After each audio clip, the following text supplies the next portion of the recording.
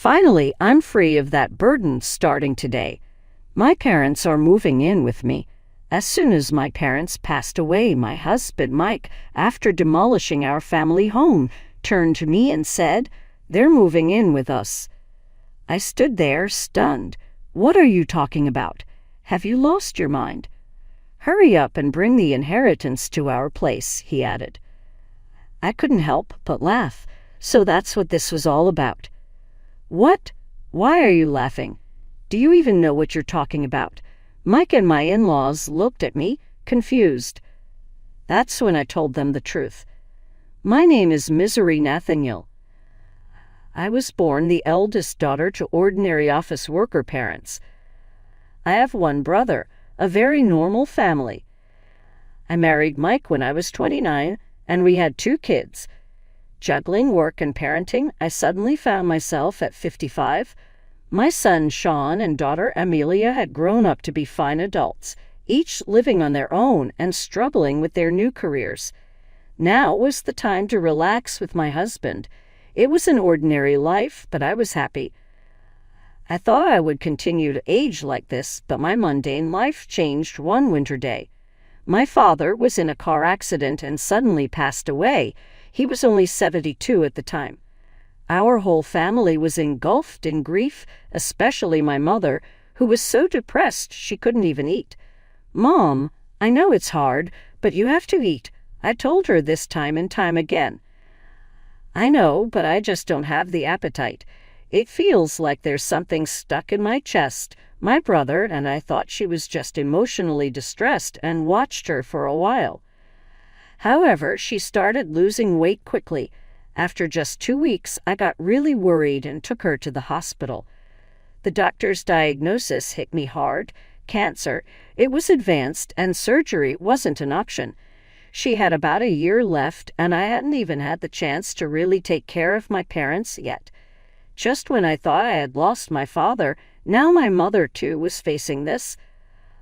I was even more devastated than when my father passed, but I didn't have the luxury of grieving forever. My brother lived far away and couldn't be relied upon, so it was up to me to take care of my mother. I immediately told Mike that I wanted to live with my mother. I couldn't leave her alone, both emotionally and physically, in her illness. But Mike's reaction was unexpected. "What? We just finished dealing with your dad's funeral, and now I have to be dragged into more of your family's issues," he said with a sigh, obviously annoyed. You don't have to say it like that. Can't you just drive her to the hospital and back? Do we really have to live with her? I think she might feel lonely. If it's not okay, maybe I can just live at my family home for a while," I suggested. Then Mike became indignant. "What? And who's going to take care of my meals while you're gone?" "I'll come and cook, of course." "What about cleaning? Who's going to do the laundry?" Fell silent. I intended to do what I could, but I couldn't do everything as before. Being confronted with this reality hurt.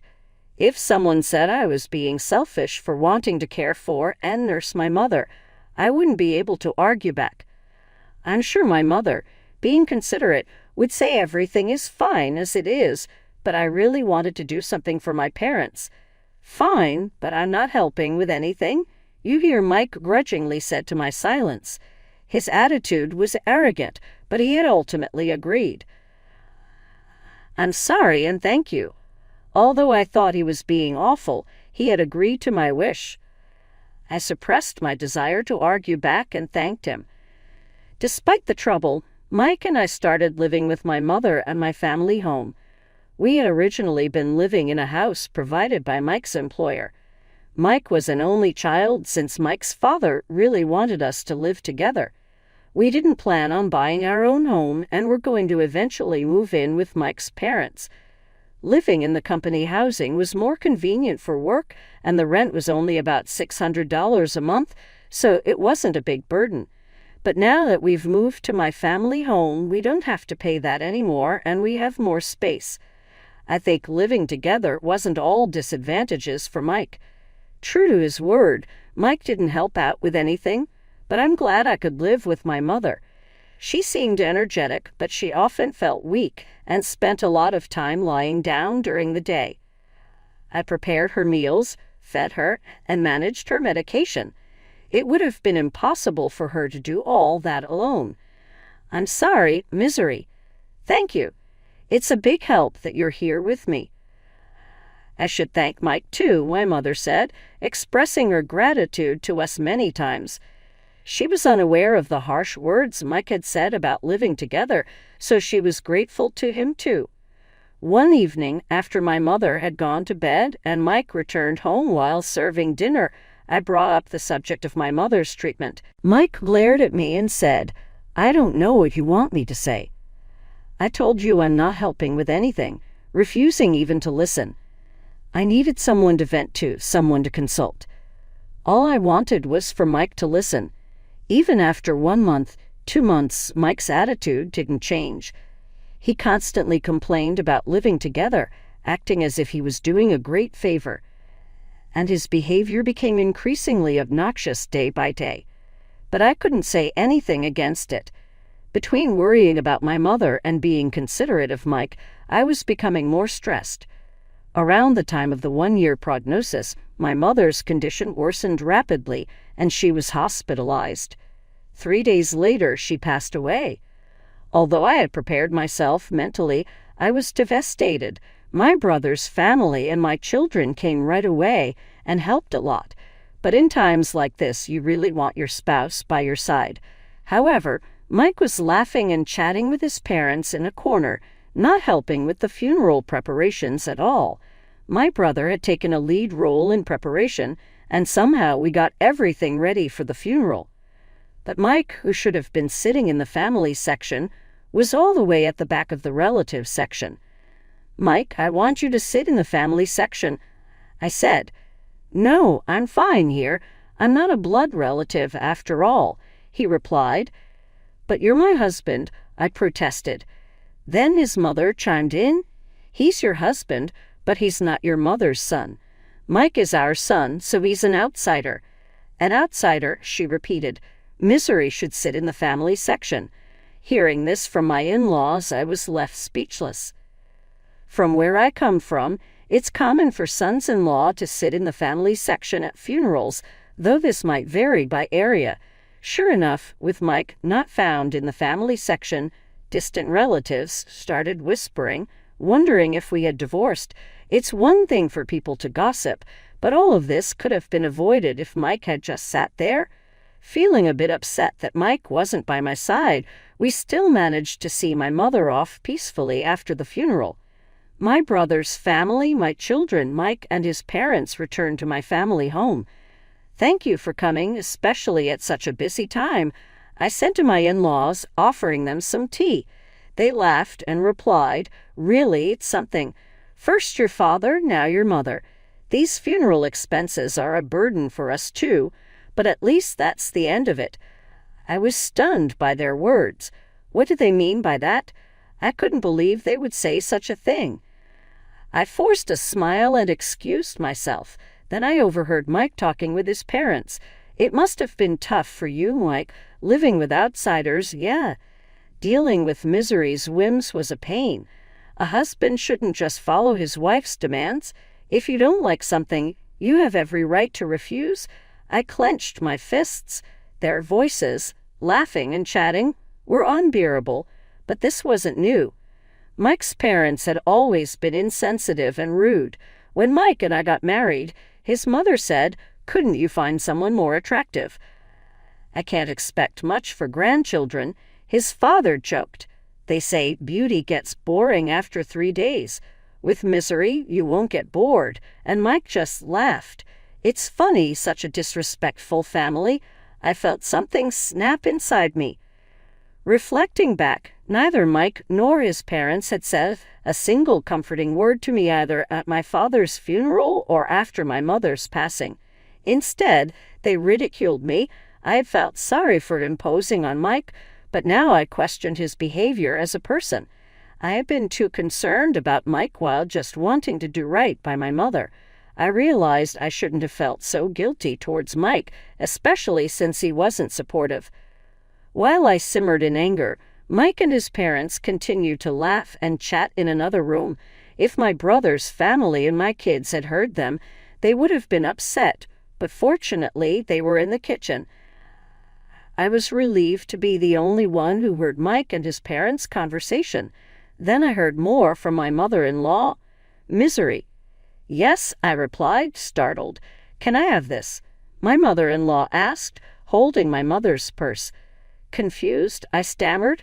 Oh, well, your mother won't be needing it anymore, right? Mike suggested I take it home. Maybe I'll just keep it, as she held up the purse, appraising it. I couldn't believe her audacity, especially right after the funeral. I took the purse from her and said firmly, "No, you can't." Her expression changed, not so much about the purse being taken away, but more about me, her daughter-in-law, standing up to her. Yet I stood my ground. We're not ready to sort through my mother's belongings yet. We'll distribute her keepsakes among the family later. My mother-in-law turned red with anger. What do you mean? Are you saying I'm an outsider? You said earlier at the funeral that even Mike was an outsider to my mother. How come Mike is an outsider, but your family? I retorted. Hearing this, Mike and his father also turned red. What are you saying? Apologize to Mom. How disrespectful. A daughter-in-law talking like that. Their commotion drew everyone from the other room. I didn't expect to be called an outsider after all the effort we put into attending the funeral. Let's go home, Dad. My mother-in-law shouted at me in front of everyone and stormed out of our house. For some reason, even Mike was angry and left with his parents.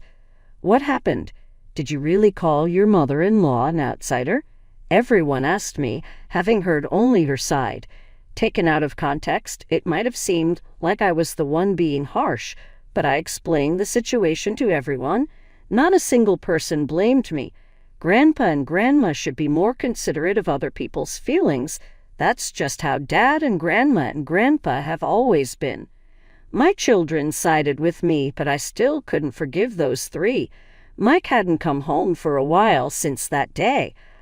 I hadn't contacted him either. I didn't think I should be the one to apologize, and I wasn't sure if I could forgive him even if he did. But I knew things couldn't stay this way forever. Then one day, Mike came back. Welcome home. I greeted him, suppressing the anger that flared up at the sight of him. Then he said, "It's been tough, huh?" His gruff words were an attempt at showing concern, and I was taken aback. "Take the kids and go on a trip. It'll be a good change of scenery for you." And with that, he handed me travel vouchers. I was speechless. Instead, tears started to stream down my face. It might have been the kids' idea, but I was touched that Mike went along with it. I immediately contacted the kids to plan the trip. Really, Dad suggested this. It's surprising, isn't it? The kids were astonished by my proposal. It seemed like it really was a gift from Mike.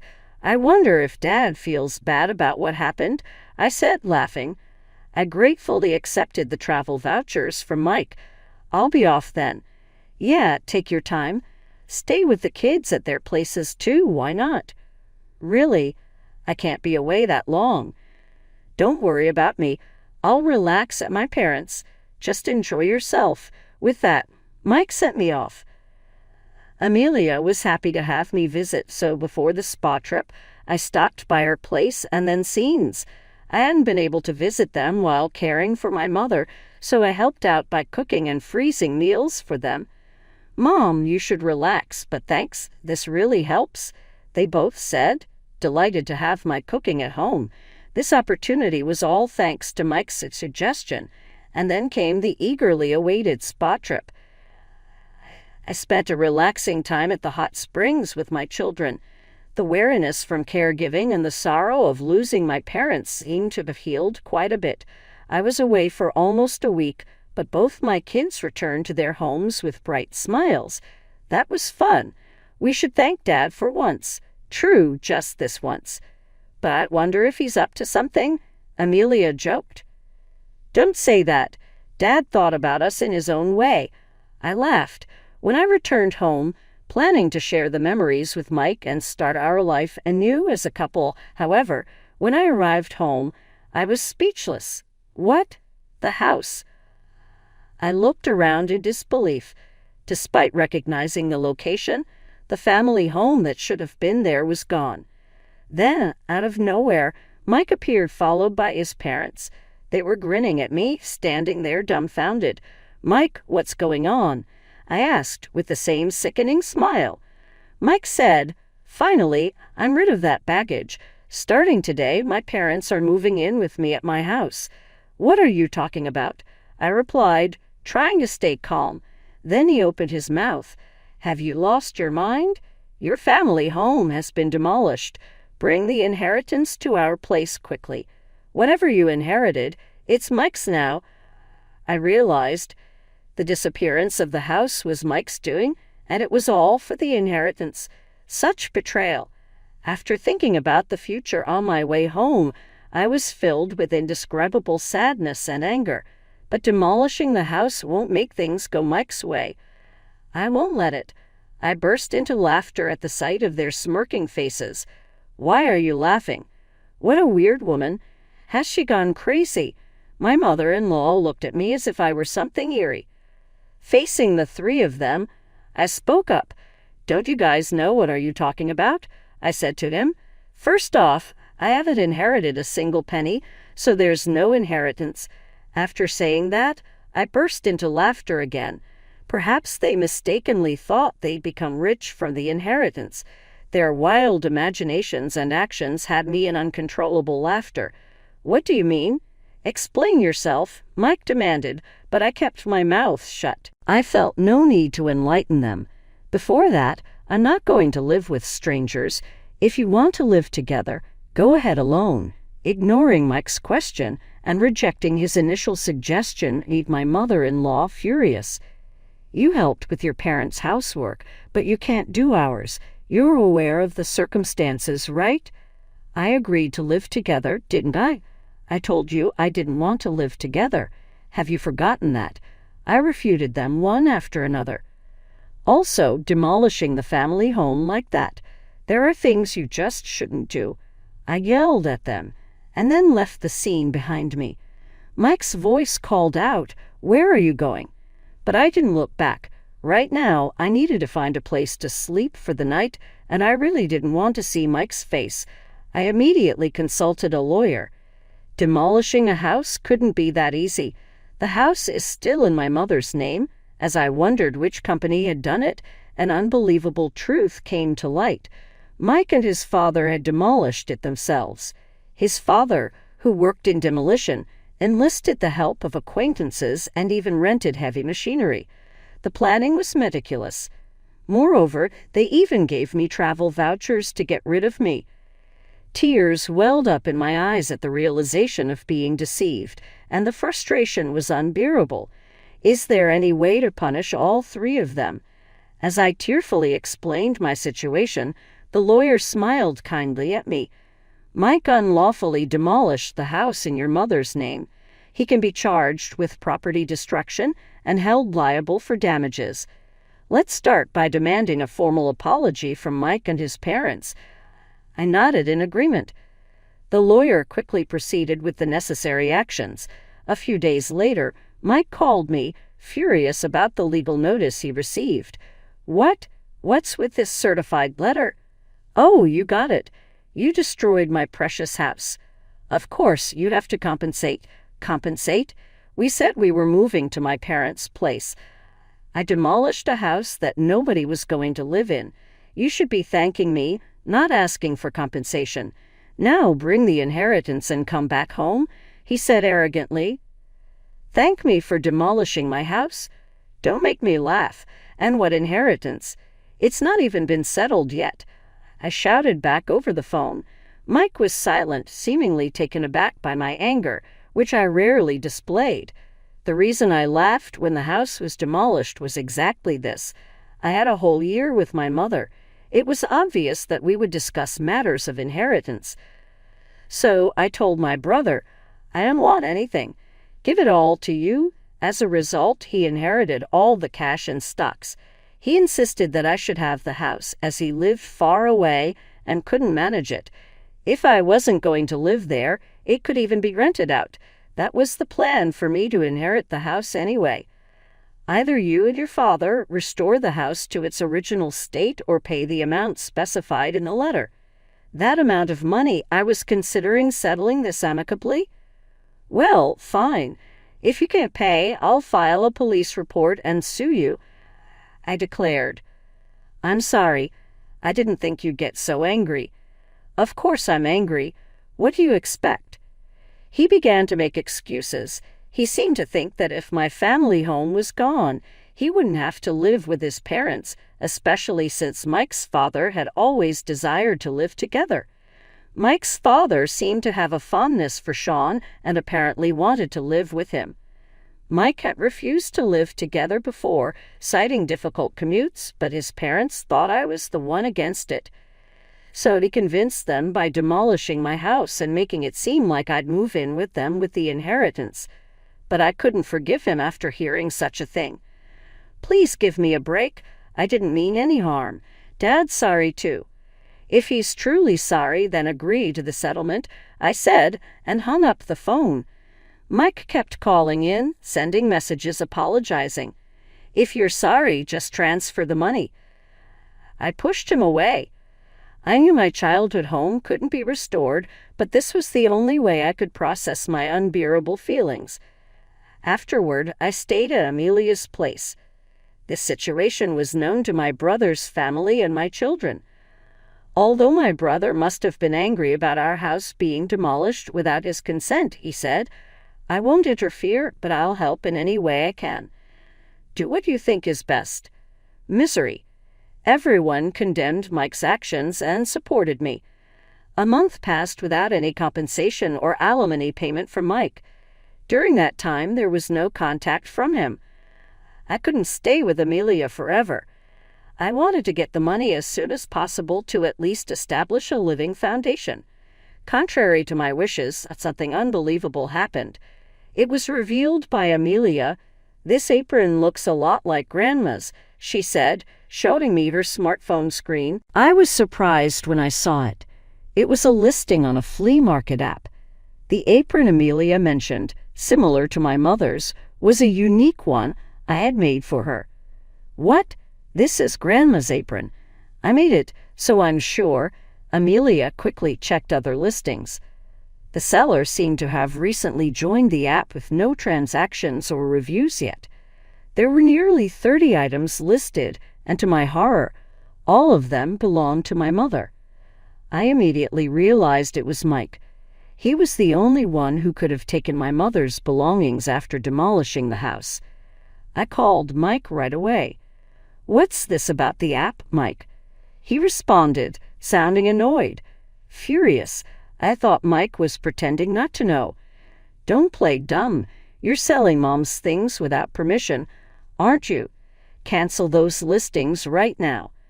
Mike, sounding panicked, replied, What? No, it wasn't me.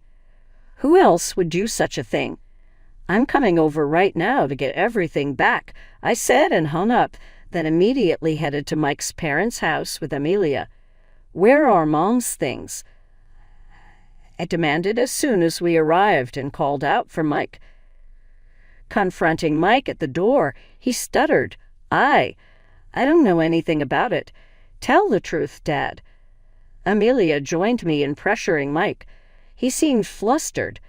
Mike's parents, noticing our presence, came out. Oh, Amelia, you're here, Mike's mom greeted, smiling at the sight of her granddaughter. Angry, Amelia said, Grandma, tell Dad to tell the truth. Grandma's belongings that passed away recently. Dad seems to be selling them. At Amelia's words, Mike's mom burst into laughter. Mike, with a troubled look, kept repeating, It really wasn't me. Then his mother loudly exclaimed, Mike is selling them? That's impossible. But because I am the one selling them, I felt my blood run cold. Mike probably knew about it, with a look that almost said, This is bad. He turned to look at his mother. Despite Amelia's shock, his mother cheerfully continued, What? It's a lot of work, you know. I have to pack everything carefully and make sure the photos look good." She seemed oblivious to the fact that she was selling stolen goods, chatting happily about the app. I struggled to restrain myself from lunging at her. "Cancel the listings. Those aren't yours to sell." Amelia read with anger and tears in her eyes. Pleading with her grandmother, however, had no effect. There was no sign of remorse. "But if talking won't help, then action is the only option, Amelia. Let's go." "But it's okay. Let's go." I pulled Amelia out of the house and headed straight to the police station. I wasn't planning to file a report for the demolition of the house, but theft is a different story. When I explained to the police that my mother's belongings were being stolen and sold, they acted immediately. Mike's mother's account on the flea market app was suspended. The items wouldn't be sold anymore. I called Mike on the way back from the station. "Had your mother's account stopped? You knew about it, right? You're complicit." "No, I filed a police report about this. Please cooperate with the investigation." Mike became frantic. "What? We're family, right? Withdraw it, please." "Family? You still haven't paid any compensation for the house nor alimony, and there's no sign of remorse." Faced with my shouting, Mike was taken aback. "But I'm not heartless. Despite everything, I have feelings for Mike, having lived with him for so long." Sighing, I said, "I'll wait for the money. But I won't forgive the theft. Return everything. And Mike, your father, looked quite unwell. Has he seen a doctor?" "What? I'm not a monster." So just passing on that message, I said and hung up. Mike's father, whom I had just seen, was alarmingly thin and hadn't spoken much. His complexion was more than just pale. It was unnaturally dark. His ill health was obvious, but that family probably hadn't noticed. His wife nonchalantly selling stolen items, and Mike, who only acted tough with me, lacked any real concern for others. The next day I received a call from Mike's father.